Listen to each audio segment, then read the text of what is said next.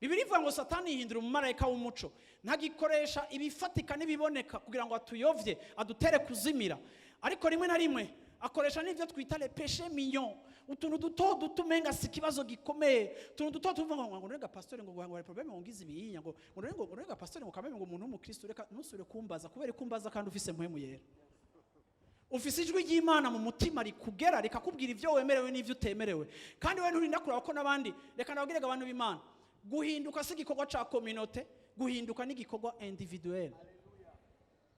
Ntunaze no kumenya ngo none ko nantuze ngo abigira. Iyo hanuye umuntu ngo none ko nantuze singeneye kunzanira ubusutwa bwa ntuze nyivyagira, singeneye no kumenya ivyagira, ariko ko ivyawe nabimenye reka ndakubwire va muri ivyo bintu. Ntitugenda nk'inzuki, ntitugenda nka communauté, ntitugenda nk'ikivunga.